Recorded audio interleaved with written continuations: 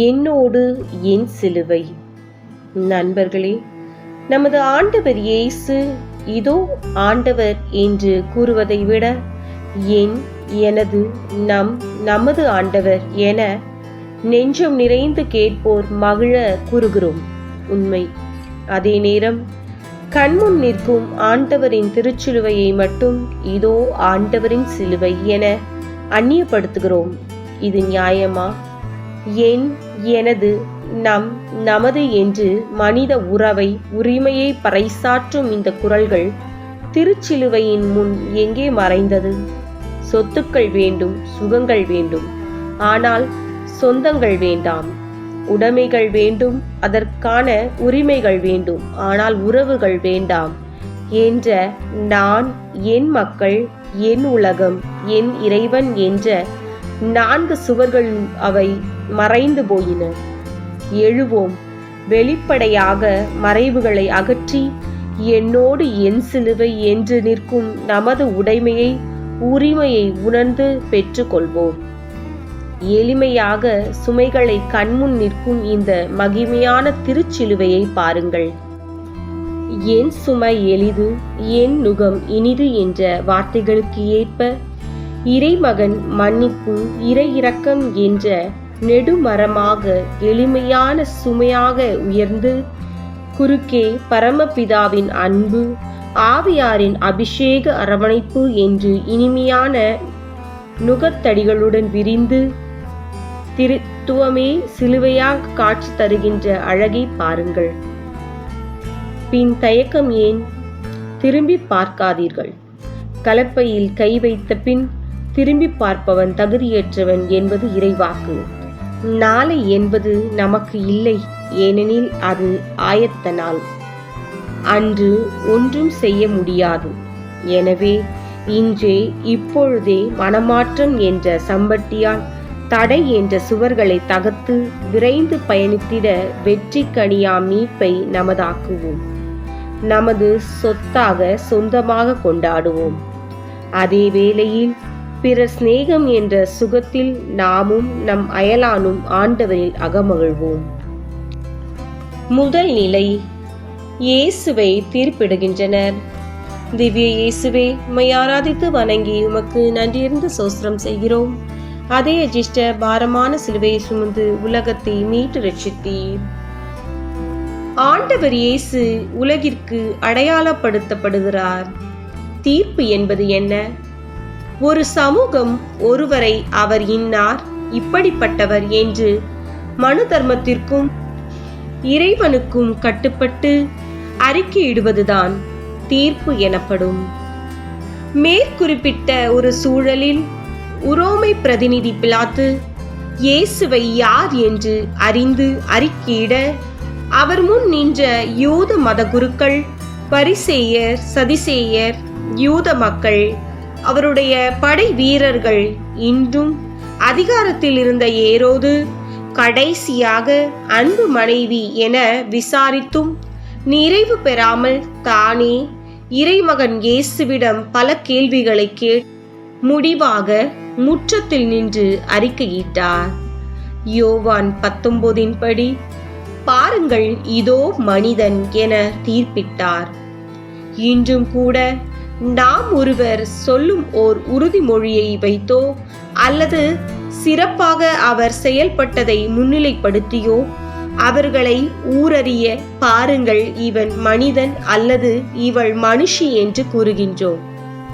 ஒரு கூட்டத்தில் நீங்கள் யார் என்று கேட்டபோது ஒருவர் கூட நான் இறைவனின் உன்னத படைப்பான மனிதன் என்று கூறவில்லை. மாறாக தங்களுடைய பெயராலும், சாதிகளாலும், செய்யும் தொழிலாலும், மதங்களாலும், மொழிகளாலும் தங்களை அடையாளப்படுத்துகின்றார்கள். இறைவனுக்கு கீழ்ப்படிதலும் மனிதர்களுக்கு அன்பும் கொண்டு இயேசு வாழ்வதை கண்ட பிலாத்து அவரை மனிதன் என தீர்ப்பிட்டார். நமது திருச்சபை நம்மை இறை மக்கள் என்று அழைக்கின்றது. உலகமோ கிறிஸ்துவர்கள் என்று அறிக்கையிட ஆசைப்படுகிறது. ஆனால் நாமோ நம்மை பாவி என்று தீர்ப்பிட்டு இவர்களை விட்டு தள்ளி நிற்க விளைகிறோம். யூதாசையே இறைமகன் நண்பா என்று தான் அழைத்தார். யூதாசு நண்பன் என்றால் நிச்சயம் இயேசுவிற்கு நாம் பாவிகள் அல்ல, மாறாக நாம் அவரது நண்பர்கள். இயேசுவை போல நமது அயலானை நண்பர்களாக நாம் அடையாளம் கண்டால் உலகம் நம்மை இவர்கள்தான் மனிதர்கள் என தீர்ப்பிடும். இந்த பாக்கியத்தை பெற இறைவனுக்கு கீழ்ப்படிதலும் அயலானுக்கு அன்பும் கொண்ட வாழ்வை பெற்றிட முழந்தாளிடுவோம். ஜெபம். இறைவா, உமக்கு கீழ்ப்படிதலையும் அயலானுக்கு அன்பையும் பகிர்ந்திட எங்களை வழி நடத்தும். எங்கள் பேரில் தயவாயிரும் சுவாமி, எங்கள் பேரில் தயவாயிரும். மரித்த விசுவாசி ஆன்மாக்கள் இறைவனுடைய இரக்கத்தினால் நித்திய சமாதானத்தை இளைப்பார கடவன. ஆமென். இரண்டாம் நிலை. பாரச்சிலுவையை இயேசுவின் தோள் மீது சுமத்துகின்றனர். திவ்ய இயேசுவை ஆராதித்து வணங்கி உமக்கு நன்றியர்ந்து சோஸ்திரம் பண்ணுகிறோம். அதுவே சிஷ்ட பாரமான சிலுவை சுமந்து உலகத்தை மீட்டு ரட்சித்தீர். இனிப்பான பயணத்திற்கு எளிதான சுமை அவசியம். கழுதைக்கு வந்த வாழ்வை பாருங்கள் என்றும் பூவுடன் சேர்ந்த நாரும் மனம் பெறும் என்றும் தமிழில் முதுமொழிகள் உண்டு. ஆம், இன்று விவிலியத்தில் சுமை சுமக்கும் கழுதைக்கு வந்த வாழ்வை படியுங்கள். இந்நிகழ்வுகளின் 7 நாட்களுக்கு முன் எருசலேம் நகர வீதிகளில் ஒரு கழுதை நடந்து வர விரிப்புகள் பாதையெங்கும் விரிக்கப்பட்டன. மக்கள் இருபுறமும் இறைப்பன் எழுப்பி வரவேற்றனர். ஏன் தெரியுமா? பொதி சுமக்கும் கழுதை மீது இயேசு அமர்ந்து வந்தார். ஆக இயேசுவை கழுதை சுமந்ததால் பூவுடன் இணைந்து நாரானது மனம் பெற்றது. இயேசு நம்மை நண்பர் என்றார். நண்பர்கள் இணைந்து பயணிக்கும் போது ஒருவர் மற்றொருவர் சுமைகளை பகிர்ந்து சுமந்து பயணத்தை எளிமையாக்குவது மரபு. அப்படி இயேசுவை பகிர்ந்து சுமந்ததால் நாமும் மனிதநேயம் என்ற எளிமையான பயணத்தை தொடரலாம். முன்பதிவு இல்லாத பயணம் மிகவும் கஷ்டமானது. ஆலயத்தில் கூட இருக்கை முன்பதிவு முண்டியடித்து செய்தவர்களில் சிலர் சிலுவை பயணத்தில் கூட தொடர்ந்திட யோசிப்பதை நாம் பார்ப்பதில்லையா? இயேசு தனது சிலுவை பயணம் சற்றும் எளிமையானதாக மாறிட அவர் செய்த முன்பதிவு இருக்கையை தேடுகின்றார். கவனித்து பாருங்கள். சுமையோடு உள்ள இயேசுவிற்கு அந்த முன்பதிவு இருக்கை நமது உள்ளம் என்பதை மறுக்க முடியுமா? திறப்போம் நமது இதய முன்பதிவு இருக்கையில். அவர் அமர்ந்து சற்று இளைப்பாரட்டும். விவிலியப்படி கழுதை யாரை சுமந்தது? இயேசுவை. நண்பர்களாக பயணிக்கும் போது நாம் யார் சுமையை சுமக்க வேண்டும்?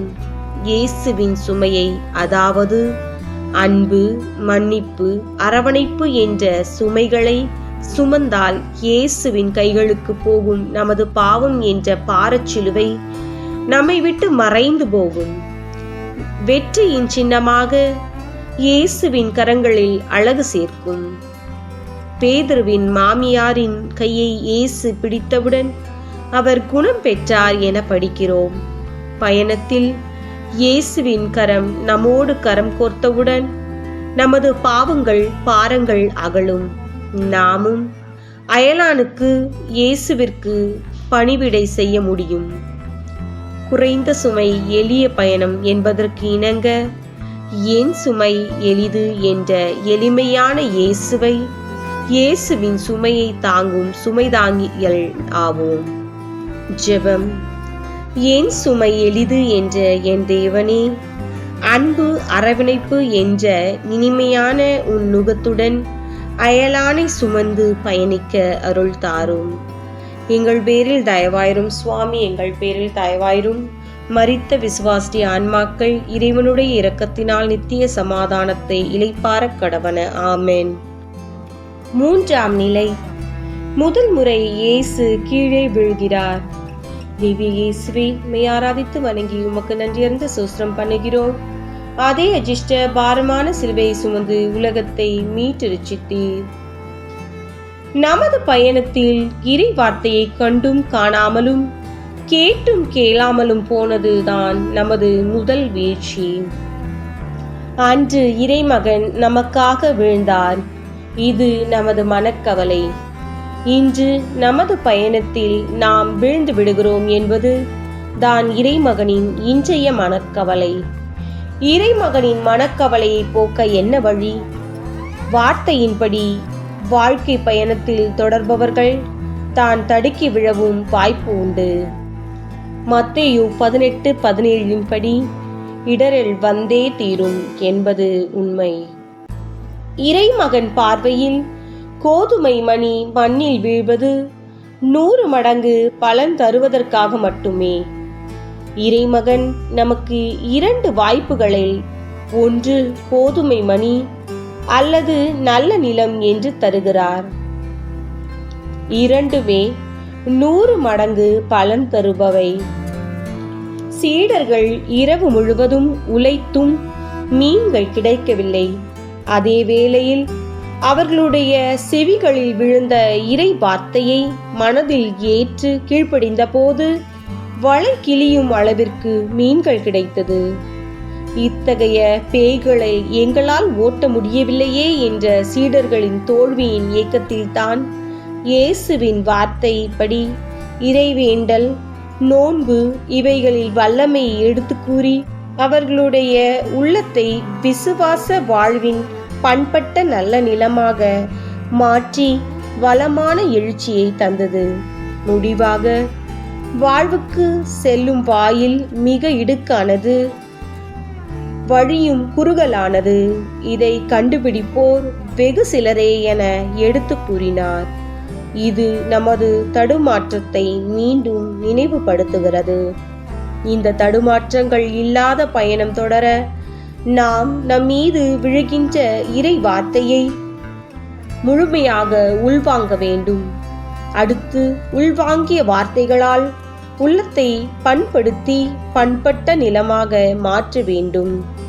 இந்த வார்த்தை வழி வாழ்வு நம்மை மட்டுமல்ல, நம்மோடு இணைந்திருப்போரையும் தடுமாற்றம் இன்றி வாழ்வை கண்டடைய உறுதி தரும்.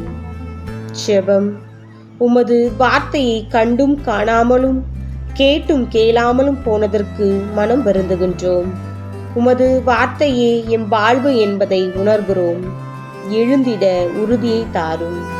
எங்கள் பேரில் தயவாயிரும் சுவாமி, எங்கள் பேரில் தயவாயிரும். மரித்த விசுவாசி ஆன்மாக்கள் இறைவனுடைய இரக்கத்தினால் நித்திய சமாதானத்தை இளைப்பார கடவன. ஆமென். 4ஆம் நிலை, இயேசு தனது அன்னையை சந்திக்கின்றார்.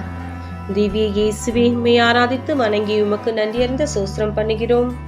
அதே அஜிஷ்ட பாரமான சிலுவை சுமந்து உலகத்தை மீட்டு ரட்சித்தீர். நம்பிக்கையின் மறுபக்கம் அன்னை மரியாள். கரடு முரடான கல்வாரி பாதையில் தடுமாற்றம் கண்ட இயேசு இறை நம்பிக்கையின் மறுபக்கமான அன்னை மரியாளை சந்திக்கிறார். இறை சித்தத்தை நிறைவேற்ற அன்னையின் அனுபவ இறை நம்பிக்கையை மீண்டும் பெற்று தனது பயணத்தை தொடர்கின்றார். எனது நேரம் இன்னும் வரவில்லை என்று கூறிய தன் மகன் மீது அன்னை அவள் கொண்ட அசைக்க முடியாத நம்பிக்கையின் வெளிப்பாடாக கல்யாண பந்தியில் பணியாளர்களை பார்த்து அவர் உங்களுக்கு சொல்வதையெல்லாம் செய்யுங்கள் என்றார். தண்ணீரும் திராட்சை ரசமானது. தயக்கமும் தடுமாற்றமும் தன்னை ஆட்கொண்ட போது இறைமகன் இயேசு இறை நம்பிக்கையின் முழு உருவமாக தனது தாயை கானாவூர் திருமணத்திலும் சரி, இந்த கல்வாரி பாதையிலும் சரி கண்டு தனக்குள் தன்னம்பிக்கையையும் எழுச்சியையும் பெற்று இறை சித்தத்தை முழுமையாக நிறைவேற்றினார். இன்று நாம் தயங்கும் போது, தடுமாறும் போதும் இயேசுவை போல் அன்னை மரியாளை இறை நம்பிக்கையை உற்று பார்த்து எழுச்சியையும் உறுதியையும் பெற்று உற்சாகத்துடன் இறை சித்தத்தை நம் தோள் மீது சுமக்கும் வல்லமையை பெற்றிட வாய்ப்பு பெறுகிறோம். இந்த இறை நம்பிக்கையான அன்னை மரியாள் அவர் தம் இரக்கம் அவரை அஞ்சுவோருக்கு தலைமுறை தலைமுறையாய் உள்ளது. ஆதலால் உலகை அல்ல, உள்ளத்தை ஆளும் இறைவனை உற்று பாருங்கள். அந்த இறை இரக்கம் உங்களுள் குடிகொள்ளும் என நினைவுபடுத்துகிறார். இன்று திருச்சபையோ நம்மை இறை இரக்க சாட்சிய வாழ்வு வாழ்ந்திட அழைப்பு விடுக்கிறது. இறை இரக்கமான இயேசு நம்மிடம் நமது சாட்சிய வாழ்வின் அடிப்படையான அன்னை மரியாளை, இறை நம்பிக்கையை நமக்கு அடையாளம் காட்டுகின்றார். சாட்சிய வாழ்வு வாழ்ந்திட இறை நம்பிக்கையாம் அன்னை மரியாளை உற்று பார்ப்போம். அப்போது அன்னை மரியாளின் ஒளி வீசிடும். இறை இரக்கம் நம்மீதும் நம்மோடு இணைவோர் மீதும் ஒளிர்ந்து இருள் அகற்ற விளக்கு தண்டின் மீது உள்ள விளக்காக நம் அனைவரையும் மாற்றும் என்பது உறுதி. ஜெபம். இறை இரக்கத்தின் மக்களாக வாழ்ந்திட இறை நம்பிக்கையின் அன்னை மரியின் நல் மக்களாய் வாழ்ந்திட அருள் தாரும். எங்கள் பேரில் தயவாயிரும் சுவாமி, எங்கள் பேரில் தயவாயிரும். மரித்த விசுவாசிய ஆன்மாக்கள் இறைவனுடைய இரக்கத்தினால் நித்திய சமாதானத்தை இளைப்பார கடவன. ஆமென். 5ஆம் நிலை. சீரேன் ஊரணராகிய சீமோன் இயேசுவுக்கு உதவுகின்றார். திவ்ய இயேசுவே, உம்மை ஆராதித்து வணங்கி உமக்கு நன்றியறிந்த சோஸ்திரம் பண்ணுகிறோம். அதே அஜிஷ்ட பாரமான சிலுவை சுமந்து உலகத்தை மீட்டு ரட்சித்தீர். உழைப்பவனுக்கு உதவுவது நிர்பந்தமே என்றாலும் தொடரும் நிலை வாழ்வை நிம்மதி தருகின்றது. படை வீரர்கள் சீமோனை பிடித்து அவர் மீது இயேசுவின் சிலுவையை வைத்து அவருக்கு பின் அதை சுமந்து கொண்டு போக செய்தனர் என்பது மறைவாக்கு. நாள் முழுவதும் தனது உணவிற்காக உழைத்து களைத்து வந்த சீமோன் படை வீரர்களின் அச்சுறுத்தலுக்கும் பலவந்தத்திற்கும் பயந்து தன்னையே கஷ்டப்படுத்தி இயேசுவின் சிலுவையை சுமந்தார். இச்செயல் நிர்பந்தம் என்றாலும் நிலை வாழ்வை சீமோனுக்கு தந்ததால் நியாயப்படுத்தப்படுகின்றது. நமக்கும் இந்த நிலை வாழ்வு நமது விருப்பு வெறுப்புகளை கடந்து திருமுழுக்கின் வழியாக நமது பெற்றோர் மற்றும் திருச்சபையால் தரப்பட்டது. சீமோனுக்கு கிடைத்த வாய்ப்பை ஏற்று அவர் நிலை வாழ்வுக்கு சொந்தமாக்கினார். நமக்கு கொடுக்கப்பட்ட வாய்ப்பை நாம் என்ன செய்தோம்? அப்படியானால் சீமோனை போல் யாருக்காகவோ சுமைகளின் சுமையாக பாரச் சிலுவையை நாம் சுமக்க வேண்டுமா என்று நினைக்கலாமா? எளிமையான சுமையான இயேசுவை நாம் சுமந்தால் என்ன நடக்கும் பாருங்கள். புயல் காற்றில் பேரலையில் சிக்கித் தவிக்கும் படகும் சீடர்களும் அவர்களிடையே இயேசுவை சுமந்தபோது படகும் சீடர்களும் அமைதியடைந்தார்கள். நம்மை பிறர் சுமந்தால் நமக்கு சந்தோஷம்தானே? நம்மை நமது நற்செயல்களின் பலனை பிறர் சுமக்க அனுமதிக்கலாமா? விண்ணக பயணத்திலும் நாம் சுமக்கக்கூடியது நமது நற்செயல்கள் தான். இந்த செயல்களின் பயன்களால் தான் பிறரோடு உலகில் பகிர்ந்திட முடியும். இயன்றவரை நாமும் சுமப்போம், மற்றவர்களையும் சுமக்க அனுமதிப்போம். அன்று வழிபோக்கனான சீடர்களுடன் பயணித்த இயேசுவிற்கு ஓர் அழைப்பு. எங்களோடு தங்கும், மாலை நேரமாகின்றது, பொழுது சாய்கின்றது என்று கட்டாயத்துடன் வந்த அழைப்பு அது. அந்த அழைப்பு இயேசுவால் ஏற்கப்பட்ட போது சீடர்களின் கண்கள் திறக்கப்பட்டன. நம்மை சுற்றி பலவிதமான வழிப்போக்கர்கள், பாதை மாறியவர்கள் நம்மோடு தங்கியுள்ள இயேசுவை கண்டு மகிழ அவர்கள் கண்கள் திறந்திட அவர்களை நோக்கி நடப்போம். அப்போது அவர்கள் உள்ளமும் உருகும். சீமோன் உழைத்த களைப்புடன் தான் இயேசுவின் கல்வாரி பாதையில் நடந்து வந்தான். நாமோ இன்று முடிவில்லா வாழ்வை தேடும் சட்ட வல்லுநர்களாக, அவரை நினைவு கூறப்படும் கிறிஸ்தவர்களாக நிற்கின்றோம். ஆண்டவர் இயேசு சட்ட வல்லுநருக்கு நல்ல சமாரியனாக வாழ அழைப்பு தருகின்றார். காயம்பட்டு குற்றுயிரானவரை கண்காணித்து அவர் மீண்டும் நலம் பெற முழுமையாக நம்மை தந்துவிட இந்த வாழ்க்கையை பயணத்தை தருகின்றார். வாழ்வோம் சீமோனாக, பயணிப்போம் நல்ல சமாரியனாக. ஜெபம். நான் எளிமையான சுமையாக இயேசுவுக்காக பிறருள் வாழ ஆசைப்படும் போது அந்த பிறராக வாழும் எளிமையான சுமையாக உம்மை நல்ல சமாரியனாகவும் தேவைப்பட்டால் சீமோனாகவும் சுமந்திட அருள் தாரும். எங்கள் பேரில் தயவாயிரும் சுவாமி, எங்கள் பேரில் தயவாயிரும். மரித்த விசுவாசி ஆன்மாக்கள் இறைவனுடைய இரக்கத்தினால் நித்திய சமாதானத்திலே பாரக்கடவது. ஆமென். 6ஆம் நிலை. வெரோனிக்காள் என்ற பெண் இயேசுவின் முகத்தை துடைக்கிறாள். தேவிய இயேசுவே, உம்மை ஆராதித்து வணங்கி உமக்கு நன்றியறிந்த சோஸ்திரம் பண்ணுகிறோம். அதே அஜிஷ்ட பாரமான சிலுவை சுமந்து உலகத்தை மீட்டு ரட்சித்தீர். பிறர் தேவைகளை உணர்ந்த பொழுது நிபந்தனைகள் இன்றி நிறைவேற்று. இயேசுவிற்கு ஆறுதல் தேவை என உணர்ந்தவுடன் செய்து முடித்தாள் வெரோனிக்காள். இதுதான் வெரோனிக்காளின் அடையாளம். பெற்ற நன்மைக்கு பிரதி உபகாரமாக தனது முகத்தின் சாயலை அவளுடைய துணியில் பதித்து உலகம் வியக்கும் வண்ணம் அவளை பெருமைப்படுத்தினார். இது இயேசுவின் அடையாளம். அன்று வெரோனிக்காளின் செயலால் இயேசுவுக்கு கிடைத்தது ஒரு ஆறுதல் மட்டுமே. ஆனால் இன்று கல்வாரி எங்கெல்லாம் காணப்படுகிறதோ அங்கெல்லாம் அதில் வெரோனிக்காள் காட்சிப்படுத்தப்படுகிறாள்.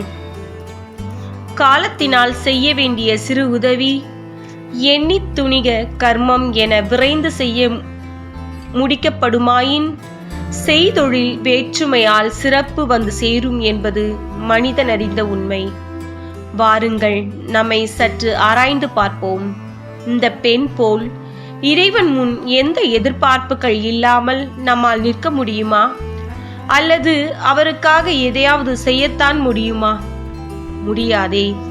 காரணம், நாம் வளர்ந்த வழியும் கேட்ட உலக போதனைகளின் மொழியும் எப்போதும் நமக்காகவும் எப்போதாவது பிறருக்காகவும் செயல்பட கற்றுத்தந்திருக்கின்றன. இப்படிப்பட்ட சுயநல வாழ்வு எப்படி ஏன் நமக்குள் தோன்றியது? தெரிந்து கொள்ள ஆசையா? பாருங்கள். எப்பொழுது இறைவன் முன் நாம் அவருடைய ஆவி, அவரது சாயல் கொண்ட அவருடைய படைப்பு என்பனவற்றை மறந்தோமோ, மேலும் அவரை போல் வாழ அவர் கொடுத்த சுய மரியாதையை, சுதந்திரத்தை இழந்தோமோ, அப்போதே நாம் இப்படி மாறிவிட்டோம். நன்கு கவனியுங்கள். இறைவனின் படைப்புகளில் மனிதன் மட்டுமே சுயநலத்தில் சிக்கி சுழல்கின்றான். இறைவன் நாம் பிறருக்கு செய்யும் எந்த ஒரு சிறு உதவியையும் உடனுக்குடன் பன்மடங்காக ஆசீர்வதிக்கின்றார். உதாரணம், 5000 பேருக்கு உணவளிக்க காரணமான சிறுவனின் அன்பளிப்பு. முதலில் இறைவன் நமக்கு தந்துள்ள அடையாளங்களை பெற்றுக்கொண்ட அழைப்பிற்கு ஏற்ப பெருமைப்படுத்தி வாழ வேண்டும். வெரோனிக்காளாய் வாழ கிடைத்த அழைப்பை பயன்படுத்த வேண்டும். ஜெபம். கிடைக்கும் வாய்ப்புகளில் கைமாறு கருதாமல் கடையோன் வரை உதவிட கருணை புரியும் இறைவா, எங்கள் பேரில் தயவாயிரும் சுவாமி, எங்கள் பேரில் தயவாயிரும். மரித்த விசுவாசி ஆன்மாக்கள் இறைவனது இரக்கத்தினால் நித்திய சமாதானத்தை இளைப்பார கடவன. ஆமென். 7ஆம் நிலை. இயேசு 2ஆம் முறை மண்ணில் விழுகிறார். திவ்ய இயேசுவே, உம்மை ஆராதித்து வணங்கி உமக்கு நன்றியறிந்த சோஸ்திரம் பண்ணுகிறோம். அதே அஜிஷ்ட பாரமான சிலுவை சுமந்து உலகத்தை மீட்டு ரட்சித்தீர். நம்பிக்கையுள்ள ஜெபமும் உடலை வருத்தும் நோன்பும் உயிர் காக்கும் உணவு. இறை வார்த்தையை கண்டும் காணாமலும் கேட்டும் கேளாமலும் போனது நம்முடைய முதல் வீழ்ச்சி. நமக்கு மீண்டும் வாழ்வும் உணவுமாக வந்த அந்த இறை வார்த்தையை சிறிதளவாவது நமது உடலை வருத்தி நோன்பிருந்து செபித்து நமக்குள் ஏற்றுக்கொள்ளாதது நமது 2ஆம் வீழ்ச்சி. இறைமகன் கூட 40 நாட்கள் பாலைவனத்தில் மனுக்குல மீட்பை தருவதற்காக ஜெபத்துடனும் நோன்புடனும் இருந்தார் என மத்தேயு மற்றும் லூக்கா நற்செய்தியில் கூறுகிறார்கள். நமது அன்றாட வாழ்வில் நாம் இயேசுவை காண விரும்பினாலும் நாம் இருக்கும் இடத்தை விடாமல் பயணிக்கும் பாதையை மாற்றாமல் இருப்பதால் இறைவனை காண முடியாது போகின்றது. இயேசுவை காண வேண்டும் என நினைத்த சக்கேயு தான் இருந்த இடத்தை விட்டு எழுந்து குள்ளமாகவும் பருமனாகவும் இருக்கும் தனது உடலை கஷ்டப்படுத்தி காட்டு அத்திமரத்தில் ஏறி உயரத்தில் அமர்ந்தது அவருடைய நோன்பு.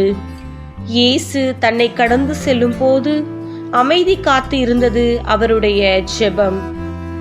இதேபோல் எப்பாடுபட்டாவது கூட்ட நெரிசலில் வரும் இயேசுவை தொட பெரும் பாடுள்ள பெண் எழுந்து வந்து அக்கூட்டத்தின் மத்தியில் இடிபாடுகள் வேதனைகள் பட்டு இயேசுவை தொட்டது இப்பெண்ணின் நோன்பு.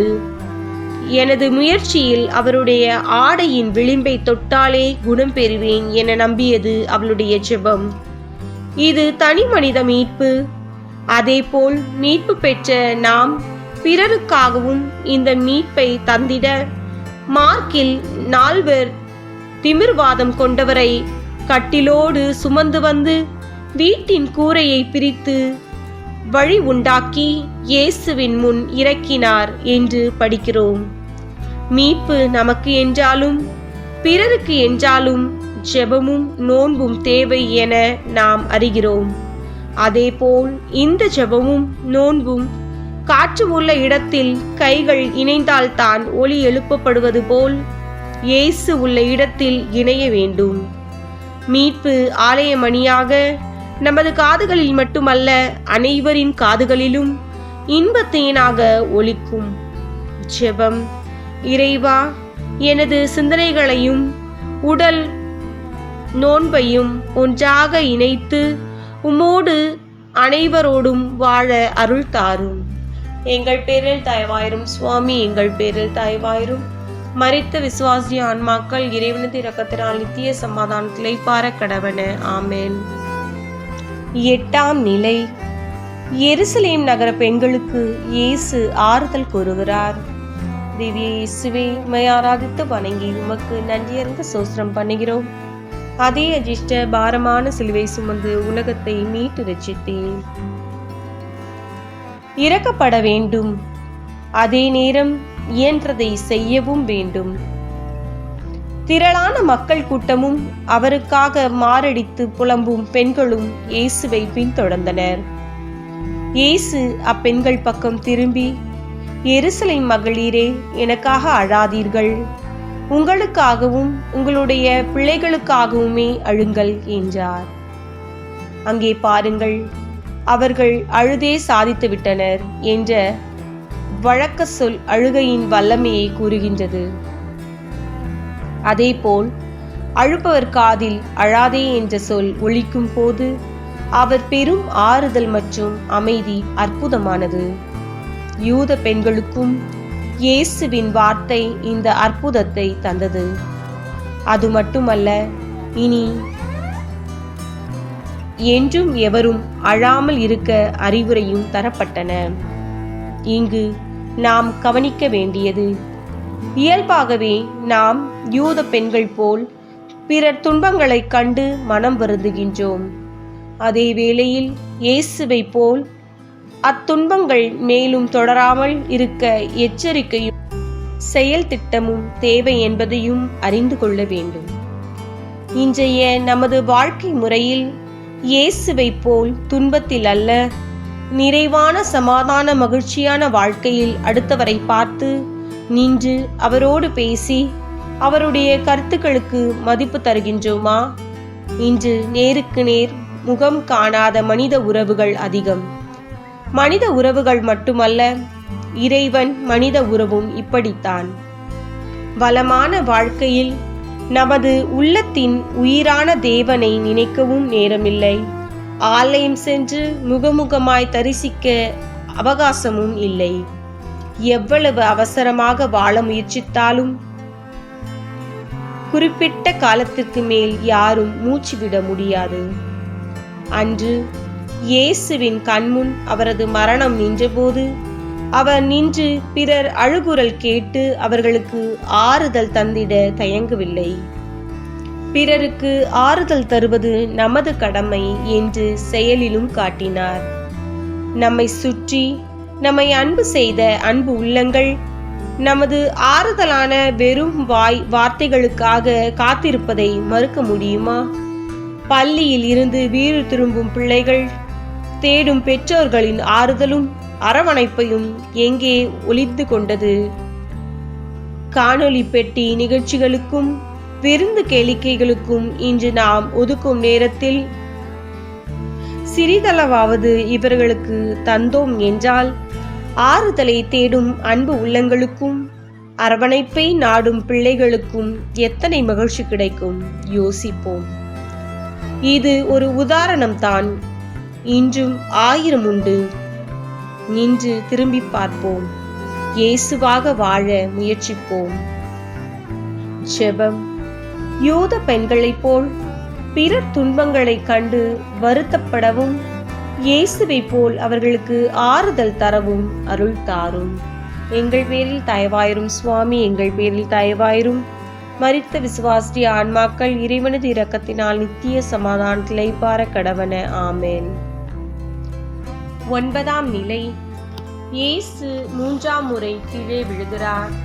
திவ்ய இயேசுவே, உம்மை ஆராதித்து வணங்கி உமக்கு நன்றியறிந்த சோஸ்திரம் பண்ணுகிறோம். அதே அஜிஷ்ட பாரமான சிலுவை சுமந்து உலகத்தை மீட்டு ரட்சித்தீர். ஆள் மாறாட்டம் வேண்டாம், ஆண்டவர் மட்டுமே போதும். இறை வார்த்தையை கண்டும் காணாமலும் கேட்டும் கேளாமலும் போனது நமது முதல் வீழ்ச்சி. நானே உயிர், நானே வாழ்வு என்று நம்முன் வந்த இறை வார்த்தையை உடலை வளைத்து வருத்தி உள் வாங்காமல் போனது நமது 2ஆம் வீழ்ச்சி. கடைசியாக கண்டதே காட்சி கொண்டதே கோலம் என்று தான் தோன்றித்தனமான நம் வாழ்வு நமது 3ஆவது முழுமையான வீழ்ச்சி ஆகும். இந்த முழு வீழ்ச்சியில் இருந்து எழுந்திட முழு இறை அனுபவம் ஒன்றுதான் வழி. வாருங்கள், கெத்சமனிக்குள் நுழைவோம். இயேசுவோடு அந்த இறை அனுபவத்தை பெற்றுக்கொள்வோம். கல்வாரியை போன்ற மரண வீழ்ச்சி கண்முன் நிற்கும் போது அதை கடந்திட நமது சித்தமல்ல, இறை சித்தம் மட்டுமே பயன் தரும் என்று நமக்கு மண்டியிட அழைப்பு தருகின்றார். அந்த இறை சித்தத்தை முழுமையாக பெற்றுக்கொள்ள தனது உடலை, தனது ஐம்புலங்களை தந்தையை நோக்கி ஒரு முகப்படுத்தி, அதுவும் தன் இரத்தமே வியர்வையாக வெளிப்படும் அளவிற்கு மனதுருகி முகம் குப்புற விழுந்து 3 முறை செபித்து இறைவனுக்கு கீழ்ப்படிந்து இறை சித்தத்தை தனதாக்குவது எவ்வாறு என செய்து காட்டுகின்றார்.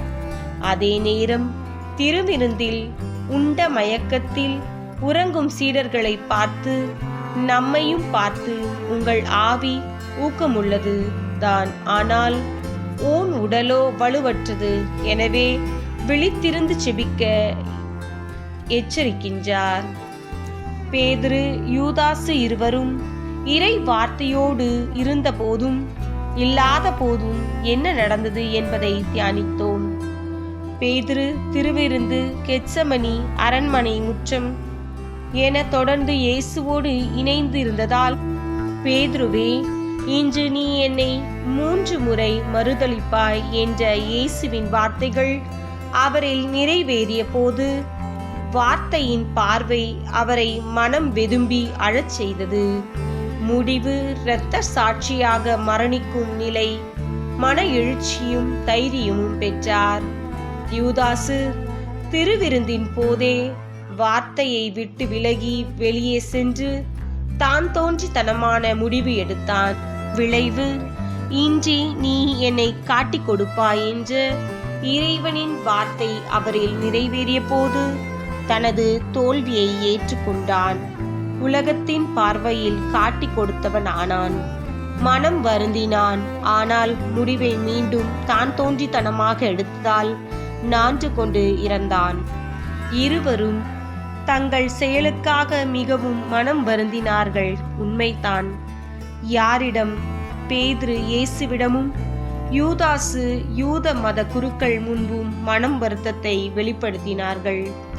இந்த இயேசு யூத மத பெரியோர் என்ற ஆள் மாறாட்டம் பேதுருவுக்கு வேத சாட்சி என்ற மகிமையையும் யூதாசிற்கு காட்டி கொடுத்தவன் என்ற இழிவையும் தந்தன. நமது வீழ்ச்சி யூதாசை போன்று இருந்தாலும் முடிவு பேதுருவை போல் இறை வார்த்தையோடு இணைந்து இருக்கட்டும். இறைவனா உலகமா என்ற ஆள்மாறாட்டம் வேண்டாம். நமது மனமாற்றத்திற்கு இறைவன் மட்டுமே வேண்டும் என்பதை ஏற்றுக்கொள்வோம். ஜெபம். இறைவனா உலகமா என்ற கேள்விக்கு முன் நாங்கள் பேதுருவை போல் உமோடு இறக்கும் தருவாயிலும் இணைந்து இருக்க அருள் தாரும். எங்கள் பேரில் தயவாயிரும் சுவாமி, எங்கள் பேரில் தயவாயிரும். மரித்த விசுவாசிய மக்கள் இறைவனுடைய இரக்கத்தினால் நித்திய சமாதானங்களை பார கடவன. ஆமேன். 10ஆம் நிலை. இயேசுவின் ஆடையை அகற்றுகின்றனர். திவ்ய இயேசுவே, மை ஆராதித்து வணங்கி உமக்கு நன்றியறிந்த சோஸ்திரம் பண்ணுகிறோம். அதே அஜிஷ்ட பாரமான சிலுவை சுமந்து உலகத்தை மீட்டு ரட்சித்தீர். வெறுமையும் வெளிப்படையான செயலும் தேவை. மனுக்குல மீட்பின் உகந்த காணிக்கையாக இயேசுவை தயார்படுத்த அவரது ஆடையை ரோமை படை வீரர்கள் அகற்றுகின்றனர். ஆண்டவரோ அமைதி காக்கின்றார். 2ஆம் ஆதாமான இயேசு பாவம் அற்றவர். எனவே ஆடைகள் இறைவன் முன் தேவையில்லை. 1ஆம் ஆதாமிற்கும் அவர் இறைவனுக்கும் கீழ்ப்படிந்து இருந்தவரை இலைகள் உடலை மறைக்க தேவைப்படவில்லை. இறைவனுக்கு உகந்தோராயிருக்க வெறுமையும் வெளிப்படை தன்மையும் மிக மிக அவசியம் என்பதை நாம் அறிந்து கொள்வோமாக. எனவே கீழ்ப்படியாத ஆதாமை போல் நம்மை மறைத்து கொண்டிருக்கும் இலைகளை, பாவங்களை நாம் அகற்ற முன் வருவோம். முதலில் இறைவனுக்கு எதிரான ஆணவத்தையும் கீழ்ப்படியாமையும் அகற்றுவோம். அன்புக்கு எதிரான கோபம், நட்பிற்கு எதிரான நயவஞ்சகம், பாசத்திற்கு எதிரான வெறுப்பு, புகழுக்கு எதிரான பழி, உண்மைக்கு எதிரான பொய், கண்ணியத்திற்கு எதிரான புறங்கூறல், கடமைக்கு எதிரான பொறுப்பற்ற தன்மை, கற்பிற்கு எதிரான விபச்சாரம், ஆசைக்கு எதிரான பேராசை, அடைக்கலத்திற்கு எதிரான புறக்கணிப்பு, பொது நலனிற்கு எதிரான சுயநலம், தேவைக்கு அதிகமான பொருளாசை என நாம் நமக்கு உள்ளும் வெளியும் அணிந்து இருக்கும் உள்ளாடை, வெளியாடை, மேலாடை, தலைப்பாகை மற்றும் அருவருப்பிற்குரிய அலங்கார நகைகளையும் நமது உடலை விட்டு அகற்றிட நம்மை நமது நண்பரான விண்ணக படை வீரரான இயேசுவின் கரங்களில் அர்ப்பணிப்போம். ஆச்சரியம் வேண்டாம். யூதாசையே ஆண்டவர் நண்பா என்று தான் அழைத்தார். வெறுமையுடன் மறைவுகளில் நின்று விலக்கி வெளிப்படையாக உலகின் முன் கிறிஸ்தவர்களாக வாழ்ந்து இறைவனுக்கு உகந்த காணிக்கையாக நம்மை ஒப்புக்கொடுப்போம். நாம் நம்மை அர்ப்பணிக்கும் போது ஆண்டவர் இயேசு விண்ணக படை வீரனாக, பாதுகாவலனாக நம்மோடு பயணிக்க நம் முன் நிற்கின்றார். இறைவனுக்கு கீழ்ப்படிவோம், வெறுமை அடைவோம், விண்ணகம் பெறுவோம். ஜெபம். இறைவன் திருமுன் எந்த ஒளிவு மறைவு இன்றி உகந்த காணிக்கையை ஆக்கிட நம்மை தாழ்த்துவோம். எங்கள் பேரில் தயவாயிரும் சுவாமி, எங்கள் பேரில் தயவாயிரும். மரித்த விசுவாசிய ஆன்மாக்கள் இறைவனது இரக்கத்தினால் நித்திய சமாதானத்திலே பார கடவன. ஆமேன். 11ஆம் நிலை. இயேசுவை 3 ஆணிகளால் சிலுவையில் அறைகின்றனர். திவ்ய இயேசுவே, மை ஆராதித்து வணங்கி உமக்கு நன்றியறிந்த சோஸ்திரம் பண்ணுகிறோம். அதே அஜிஷ்ட பாரமான சிலுவை சுமந்து உலகத்தை மீட்டு ரட்சித்தீர்.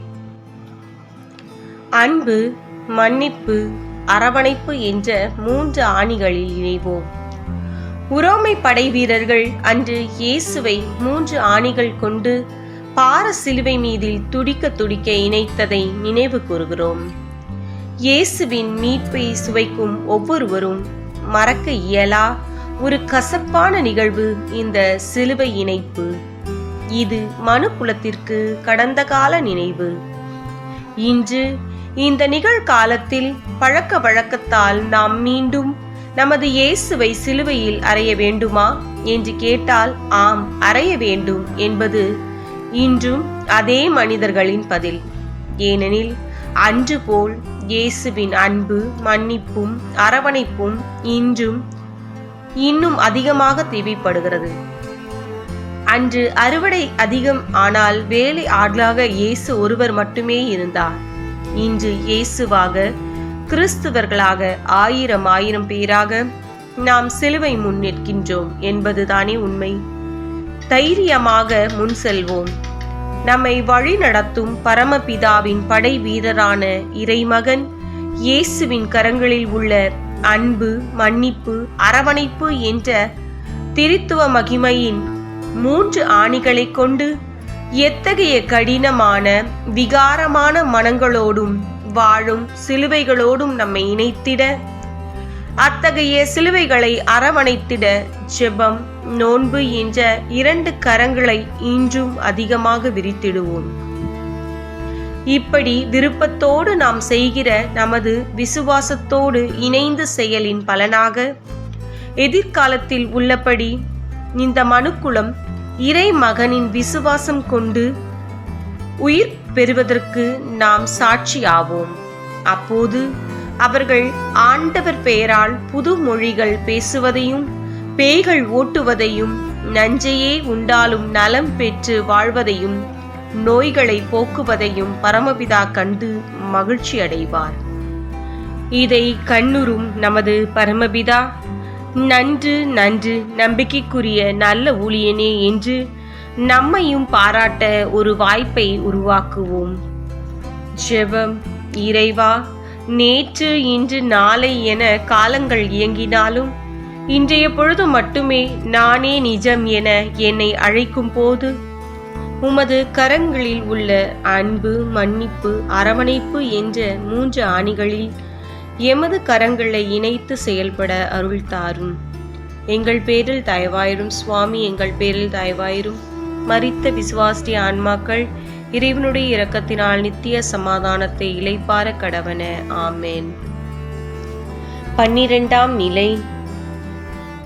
இறைமகன் ஆவியை அர்ப்பணிக்கின்றார்.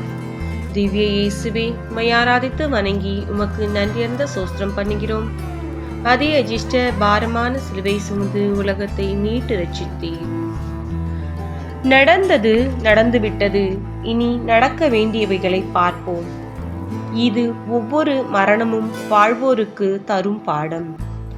ஆம், ஆவி பிரிந்தது, அர்ப்பணம் நிறைவு பெற்றது, இயற்கை சீறியது, இறை சித்தம் நிறைவு பெற்றது, மனுக்குல மீட்பு மரணத்தை கடந்து சென்றது. இதோ அன்றும் இன்றும் சீடர்களின் முன் நிற்கும் ஒரு கேள்வி. போதகர் போய்விட்டார், இனி யாருடைய போதனைகளை பின்பற்றுவது? இதற்கு சிலுவை தரும் பதிலை கவனமுடன் கேட்போம். கீழ்வரும் 6 குணங்களை உள்ள உடைமையாக்குங்கள். உயிர்விட்ட இறைமகன் உங்களுள் உயிராக வருவார் என்கிறது. கவனிப்போம். கீழ்ப்படிதல். இறைவனுக்கு மட்டும் இறுதி வரை கீழ்ப்படியுங்கள். இயேசு இறுதி மூச்சு வரை இறைவனுக்கு மட்டும் கீழ்ப்படிந்தார். அவர் சீடர் எனும் நீங்கள் அதை மட்டும் செய்யுங்கள். 2. உறவுகள். மனித உறவின் மாண்பை உணர்ந்து அனைவருக்கும் ஆறுதலாயிருங்கள். இயேசு தனது தாயையும் அன்பு சீடரையும் தாய் மகன் உறவில் ஆறுதல் பெற அழைப்பு விடுத்தார். நீங்களும் இறைவன், மனிதன், உலகம் என்ற முப்பரிமாண உறவில் அன்பும் ஆறுதலும் ஒருவருள் ஒருவர் பெறுங்கள். 3. நன்மை செய்தல். நன்மைகள் செய்திட காலமும் வேதனைகளும் தடையாக இருக்கவில்லை. இயேசுவிற்கு கள்வனை நல்ல கள்வனாக மாற்றிட கல்வாரியின் காலமும் வேதனைகளும் தடை செய்யவில்லை. நன்மைகள் செய்திட இனியும் தயை கூர்ந்து நாளும் நேரமும் பார்க்காதீர்கள். 4. மன்னித்தல். மனிதம் மகிழ்ந்திட மன்னிப்பிற்கு மீறிய மாமருந்து இல்லை. இயேசு மரணத்தின் பிடியிலும் பிதாவே இவர்களை மன்னியும் என்று பிறருக்காக மன்றாடினார். நீங்கள் எங்களுக்கு தீமை செய்வோரை நாங்கள் மன்னிப்பது போல என்று சத்தியம் செய்கிறீர்கள். இந்த வார்த்தைகளுக்கு உண்மை உள்ளவர்களாய் இருப்பீர்களாக. 5. அர்ப்பணித்தல். நிறைவு உள்ளதாகவும் நிலையானதாகவும் உங்களது அர்ப்பணம் அமையட்டும். இயேசு தனது ஆவியை முழுமையாக இறைவனிடம் அர்ப்பணித்தார். நீங்கள் உங்களிடம் நிறைவாய் உள்ள அன்பு, மன்னிப்பு, அரவணைப்பு ஆகிய பண்புகளை உலகிற்கு நிலையாக அர்ப்பணித்திட உங்களை ஆயத்தப்படுத்துங்கள். 6. மனிதத்தில் மரணத்தில் நிறைவு எய்தல். இதோ இயேசு இறந்த பின் அவரது விலாவை குத்தி திறந்தவனுக்கு ஒளியாக பார்வையை தந்தார். அவனும் இறைமகனை இறைவனைக் கண்டு பரவசமடைந்தான். நீங்கள் உலகம் உங்கள் விலாவை இதயத்தை திறக்கும்போது அதனுள் மலர்ந்து மனம் வீசும் மனிதத்தைக் கண்டு பரவசமடைய பக்குவம் படுங்கள். இறைவனுக்கு 6 லட்சணங்கள் உண்டு என சிறு வயது முதல் அறிவீர்கள். இன்று இந்த மரசிலுவை மனிதனுக்கு 6 லட்சணங்கள் குணங்கள் உண்டு என உறுதி செய்துள்ளது. அப்படி என்றால் இன்று நம்மை காணும் பிலாத்து மீண்டும் இதோ மனிதன் அறைகூவல் விட வேண்டாமா? வாருங்கள், பிலாத்துவிற்கு அந்த நல்ல வாய்ப்பை வழங்குவோம். ஜெபம். கீழ்ப்படிதல், உறவுகள், நன்மை செய்தல், மன்னித்தல், அர்ப்பணித்தல், முடிவாக மனிதத்தில் நிறைவு செய்தல் என்ற 6 குணங்களுக்கு எங்களை சொந்தக்காரர் ஆக்கிய தெய்வமே, இவைகளில் உண்மையுள்ளோராய் வாழ்ந்திட வரம் தாரும். எங்கள் பேரில் தயவாயிரும் சுவாமி, எங்கள் பேரில் தயவாயிரும். மரித்த விசுவாசி ஆன்மாக்கள் இறைவனுடைய இரக்கத்தினால் நித்திய சமாதானத்தில் இளைப்பாற கடவன. ஆமேன். 13ஆம் நிலை. இறைமகனை அன்னையின் மடியில் வளர்த்துகின்றனர். திவ்ய இயேசுவே, உம்மை ஆராதித்து வணங்கி உமக்கு நன்றியர்ந்த சோஸ்திரம் பண்ணுகிறோம். அதே அஜிஷ்ட பாரமான சிலுவை சுமந்து உலகத்தை மீட்டு ரட்சித்தீர். உம்மை தாங்கிய வயிறும் நீர் பாலுண்ட கொங்கைகளும் பேறு பெற்றவையே. ஆம், எனது அன்பு மக்களே, இதோ எனது மடியில் இறை சித்தம் கீழ்ப்படிதல் மனிதனாக மகனாக படுத்திருக்கின்றது. ஆண்டவர் சொன்ன வாக்கு நிறைவேறும் என விசுவசித்தவள் பேறு பெற்றவள் என்று என் உறவினல் எலிசபெத்து கூறியதும் நினைவிற்கு வருகின்றது. இன்று மனுக்குல பார்வையில் நான் பேறு பெற்றவளே, சந்தேகம் இல்லை. நாம் அனைவரும் மரணம் நிகழ்ந்த கல்வாரி மண்ணில் நிற்கிறோம். வருத்தம்தான். ஆனால் யாராக, எதற்காக நிற்கிறோம்? நாம் அறிவோமா? மரணமடைந்த இடத்தில் இறந்து போனவரின் உடல் இருக்கும். என் மகன் இயேசு இருக்கிறார். அடுத்து இறந்தவரின் உறவினர்கள் இருப்பார்கள். அன்னை என நானும் அவரது சகோதரரும் இருக்கின்றோம். அப்படி என்றால் நீங்கள் எல்லோரும் மரண வீட்டில் நிலவும் அமைதியை உடைத்து அங்கு இயல்பு நிலையை கொணரும் கூலிக்கு மாரடித்து ஒப்பாரி வைத்து அழுதிட வருகின்ற மனித கூட்டம் தானே. மிகவும் நல்லது. இந்த மரண அமைதி கலைந்து இயல்பு நிலைக்கு திரும்ப உங்கள் உதவி வேண்டும். பாருங்கள், நானே இறைவனின் அடிமை, இறைவன் சொல்வதை செய்பவள். இதோ உனது மக்கள் என்றார். அப்படியே உங்களை எனது மக்கள் என அரவணைக்க தாயாக உள்ளேன். இயேசு என் மகன், இறைவனுக்கு தனது உயிரையும் தரும் அடியவள். பாருங்கள், தன் ஆவியை அர்ப்பணித்து அமைதி காக்கின்றார். அப்படி என்றால் இதற்கு முன் இந்த இயல்பு நிலைக்கு நாம் அனைவரும் எப்படி மாறுவது? அந்த இயல்பு நிலை என்ன? நான் அடிமை என இறைவனை பின்தொடர்ந்ததும், இயேசு அடியாள் என அன்பு மொழிகளையும் அற்புதங்களையும் வழங்குவதும் தான் என் இயல்பு நிலை. ஆக இந்த மரண அமைதியில் இருந்து அன்னையும் மகனையும் இயல்பு நிலைக்கு மாற்ற யார் முன்வருவது? நீங்கள் வருகிறீர்களா? பாருங்கள், மரண வீட்டில் கூலிக்கு மாரடிக்கும் அந்த ஒப்பாரி கூட்டம் வந்தோருக்கும் வருவோருக்கும் இறந்தவரின் பெருமைகளை எடுத்து கூறி, உற்றாருக்கும் உறவினருக்கும் இறந்தவரின் உடைமைகளை குறிப்புணர்ந்து அதை பயன்படுத்தி அனைவரும் இயல்பு நிலை அமைந்திட பாடலாக அழுது கொண்டு இருப்பார்கள். முடிவில் உரிய கூலியையும் பெறுவார்கள். ஆம், உங்களை என்னை போல் அடிமையாகவோ என் மகனைப் போல் இறைவனுக்கு உயிரை தரும் அடியாளாகவோ மாறிடுங்கள் என நான் அழைக்கவில்லை. மாறாக வந்தோருக்கும் இனி வருவோருக்கும் எனது மகனின் நற்செய்தியை அறிவிக்கவும், இறைவனை மட்டும் அன்பு செய்து பின்தொடரும் எனது வாழ்வை அனைவருக்கும் குறிப்புணர்த்தவும் உங்களை அன்போடு அழைக்கிறேன்.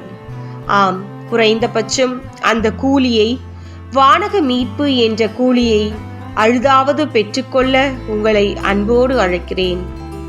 அப்படி நற்செய்தி அறிவித்த இறைவன் இயல்பு நிலைக்கு உங்களால் வந்தால், இதோ எனது மடியில், தாயின் மடியில் தலை சாய்த்து விண்ணக வாழ்வை சுவைக்கும் உரிமையை பெற்று பேருடையவர் ஆவீர்கள். ஏனெனில் நான் பேறு பெற்றவள் என்றால் எனது மக்களாகிய நீங்களும் பேறு பெற்றவர்களே. ஜெபம். இறைவா, நற்செய்தியை அறிவித்து உம்மை பின்தொடரும் வாழ்வே எங்கள் இயல்பான உண்மையான வாழ்க்கை என்பதை அறிந்து கொண்டோம். எங்கள் நாவின் கட்டுகளை அவிழ்த்துவிடும் தெய்வமே. எங்கள் பேரில் தயவாயிரும் சுவாமி, எங்கள் பேரில் தயவாயிரும். மரித்த விசுவாசிய ஆன்மாக்கள் இறைவனுடைய இரக்கத்தினால் நித்திய சமாதானத்திலை பார கடவன. ஆமென். 14ஆம் நிலை. இயேசுவை கல்லறையில் அடக்கம் செய்கிறார்கள்.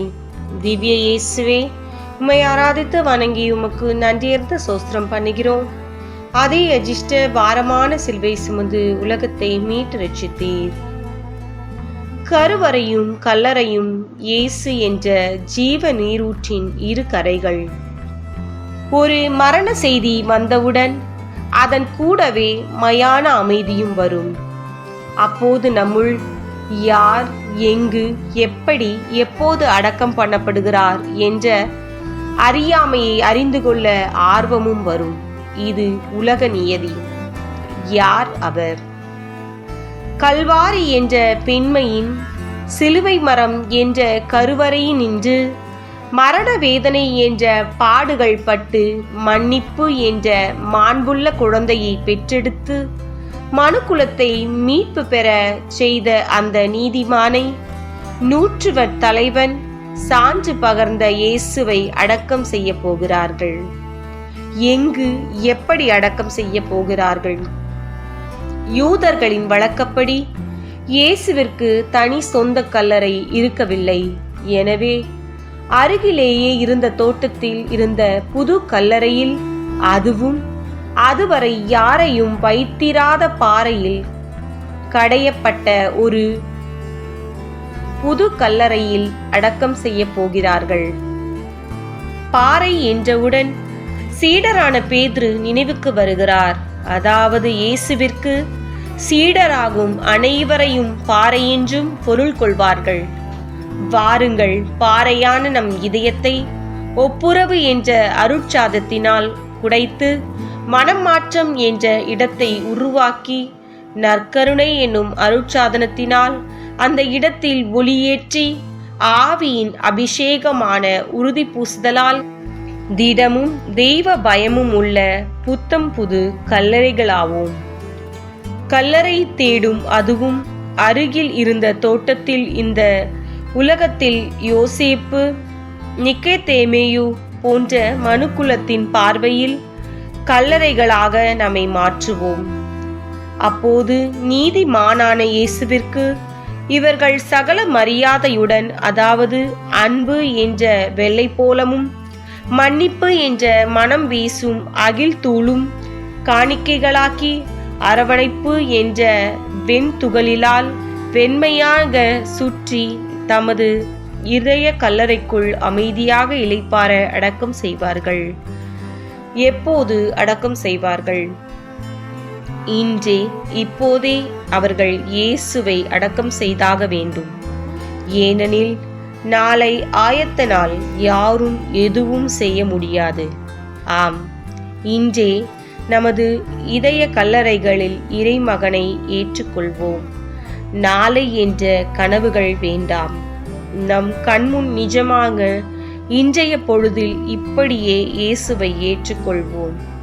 கேள்விகளின் பதில் நம்மில் செயல்களாக உயிர் பெறும் போது நம்மை எப்போதும் கண்டுகொண்டு இருக்கும் பரமபிதா நம்மையும் பார்த்து, இவர்களே எனது அன்பார்ந்த மக்கள், இன்று இவர்களில் நான் பூரிப்படைகிறேன் என்று நற்சான்று கூறுவார்.